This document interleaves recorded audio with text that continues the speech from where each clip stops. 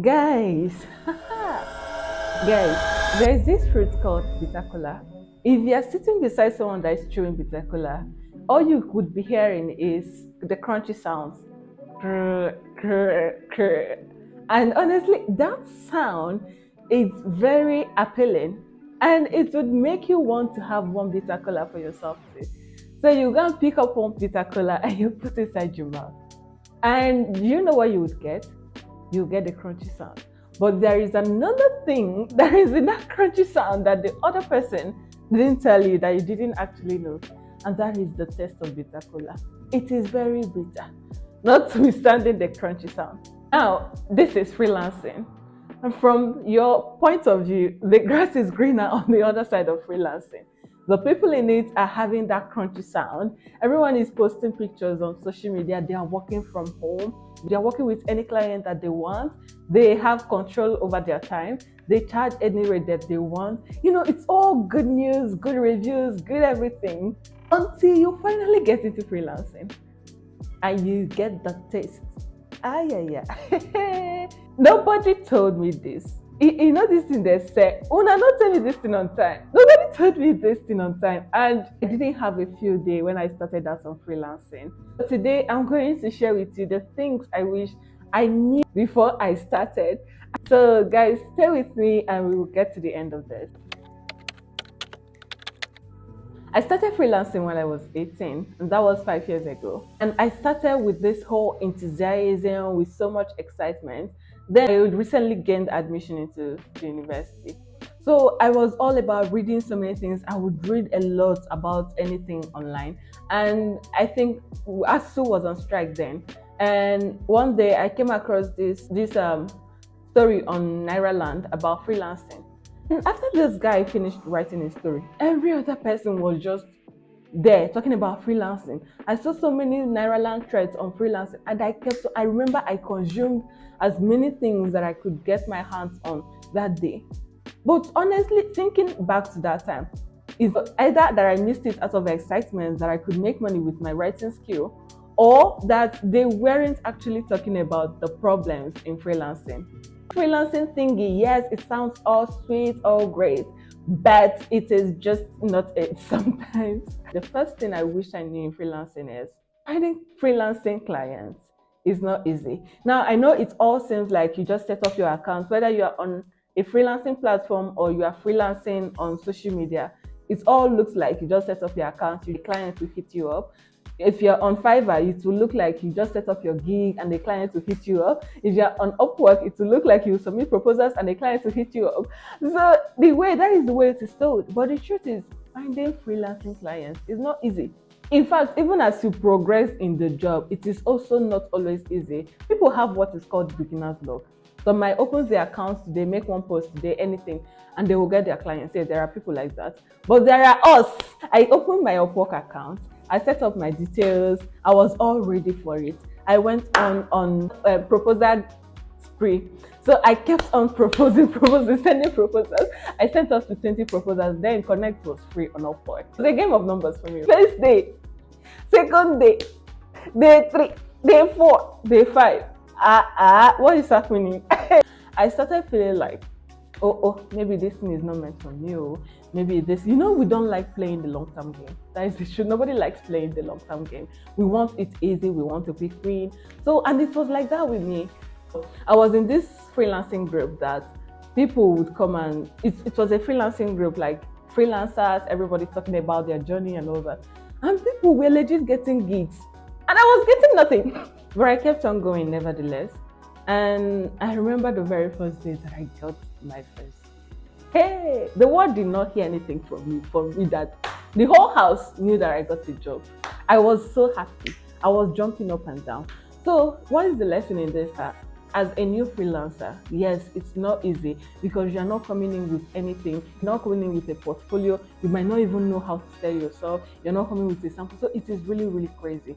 And people will tell you, build your portfolio. But now you'll be wondering, how will you build your portfolio without a client? So whatever it is that you're doing, whether you are a writer, whether you are a graphic designer, whether you are a web designer or anything at all, have a sample of what you're capable of doing.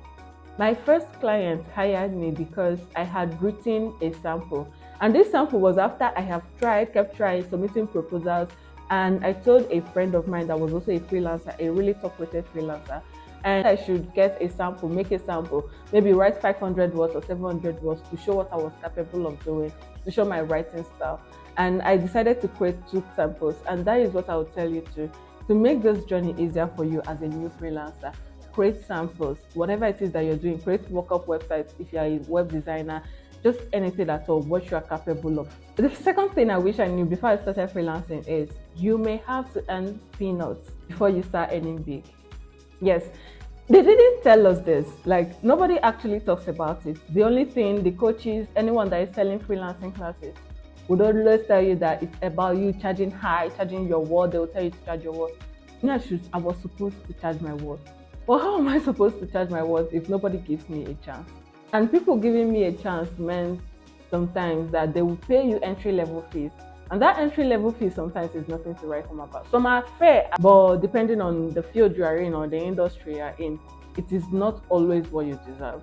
So I got into freelancing and I was just really so excited. So because I had it in mind that I'm supposed to earn my worth, I'm supposed to earn what I deserve, I wasn't sending proposals to jobs that I felt is below my pay grade. But the thing was, even the people that I was looking for were also not looking at me because it felt like I had nothing to offer them. I didn't have a portfolio. The portfolio is not just about the works you've done. The portfolio is also about the reviews that you have gotten from your clients, how happy they are with your work. The worst job that I did was $6 for 2,000 words. 2,000 words, $6. Yes, whenever I talk about that, it's always crazy. I don't know how I did it, but honestly, this one is I was just really, really naive. Because even if I was supposed to charge less because I was looking to build my portfolio, $6 for 2,000 words is just not it. And after I finished writing it, I remember feeling exhausted. I remember feeling like, what am I even doing? Is this how it's supposed to keep on going? And at the end of the day, that article earned me clients in the long run because the clients had left a good review and the article was also good enough for me to pass off to other clients as a sample of what I have done. And as a portfolio, work became good enough that whatever I told clients, they were willing to pay. But before I got to 100, actually, it was 50 first, and then it was 70, and then it was 100. So this is what it's going to look like. I have to do a small job for you to actually build up that portfolio for you to do the bigger one. On niching down, now I wish someone told me that niching down is very important when you start freelancing because niching has its own benefits. It was later on that I got to know that the riches are in the niches. Yes, niches prove your expertise. Niches make you become more of a consultant in that field than just a freelancer. Niches make clients to trust you more because they'll feel like, oh, this person has done more of this. That means the person is an expert. But I also know that sometimes you cannot get started. Like, you cannot just get started choosing a niche because you don't even maybe know what you're capable of doing. You haven't tried it. So it's okay. Maybe use the first few months and do everything that you can lay your hands on. And finally niche down into something more meaningful and more impactful. No more, no be to get skill alone. No. You have to learn how to sell yourself. We used to believe that skill is everything, talent is everything. And that is why you will be on a platform, whether social media platform or a freelancing platform, and you will see people that you have more talent than, people that you are better than at that thing, getting more gigs than you, getting more clients than you. And what is the difference between the both of you? They know how to sell themselves and you don't. Now, remember when I told you that I was busy sending out 10 proposals, 20 proposals every day? Can you imagine what I was sending? Oh God. I felt like because I knew how to write, you just have to hire me. But that is not the truth. So it was later on from listening to people, watching people's proposals, or reading articles online, that I realized that proposal writing is an art by itself. Like, it is something that is supposed to be learned. And I thought I was learning proposal, how to write a proposal, but in reality, I was learning how to sell myself. Because now, if you pitch to a client and the client finally comes to you, you are supposed to be in that place and convince them that, because some people might be drawn in, but you will also need to sell yourself and tell them that you are capable of doing this, you are capable of giving them the result that they are looking for. So if you are a freelancer, a newbie freelancer, or even you are old freelancer, but you are finding it hard to convince people, go and learn how to sell. If you're writing any bio on social media, if you're writing anything, selling is a big part of your business as a freelancer. And it is something that all of us really, really need to learn how to do. Did they tell you that there are bad clients in freelancing? Hey, there are clients that will mess with your mind. Like, you won't know what you're doing wrong. They won't tell you what you're doing wrong, but they will mess with your mind. Like, you will go to bed wondering, is there anything wrong with me? Is there anything wrong with my skill? Is there anything wrong with the way I understand things? Now, I understand that there are times that we might do the wrong job and the client might just like flare up and just take the anger out on us. But the truth is, there are clients that you don't anger. There are clients that you do a perfect job for and you deliver on time and they still flare up. I don't know if they are confused or someone angered them at home, or it was these clients I worked with. And I went to bed wondering, am I sure that I'm really cut out for this writing?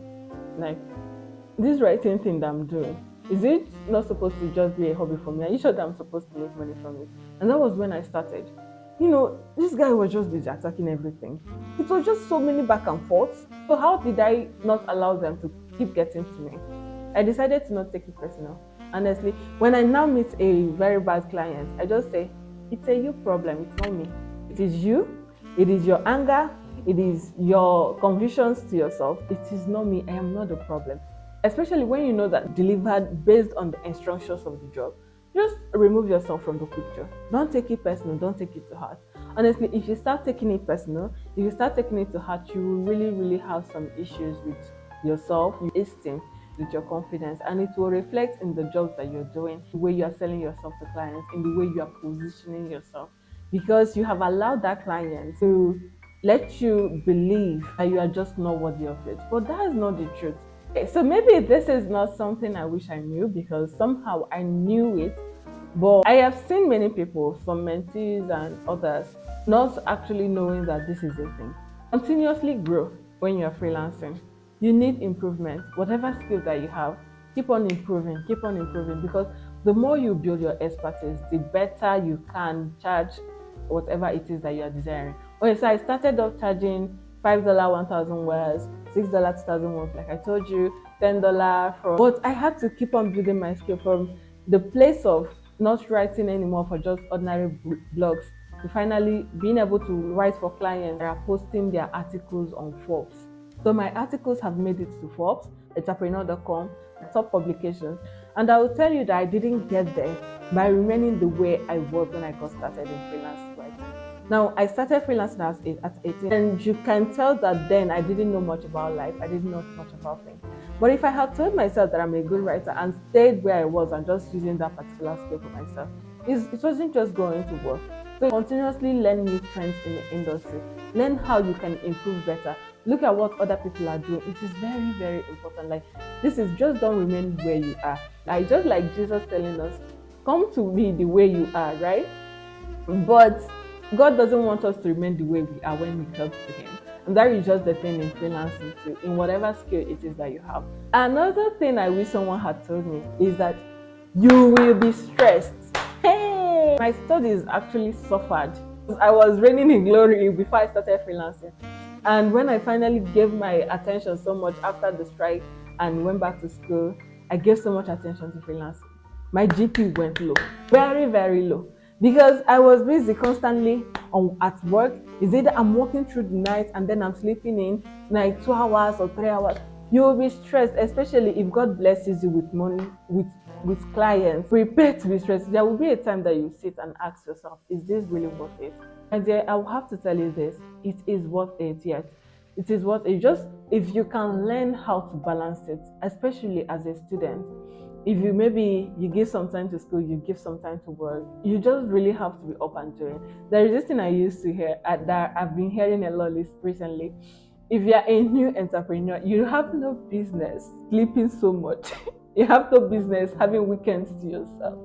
it's got to be work, at least till you set up. I know we are all aiming for that financial independence life, for that passive income life. But to be honest, sometimes before you get to that point, you have to have passed through the point where you stress yourself to finally set systems in place. And when that finally happens, then you can rest and enjoy the vacation that you want and all that. But it's not just all roses, especially when you're starting. Good. Then freelancing is sweet. I won't even lie, freelancing is sweet. There are more lessons that I wish I can share with you, but I don't want to make this video very long. So if you watched to this point, please like and subscribe because I have a lot coming up. If you're interested in building any business online, whether freelancing or you are thinking of building online, I have a free book that is linked in the comment section that you can just grab, and you will find things there that is going to help you to get started in your online business. It's okay, you're welcome.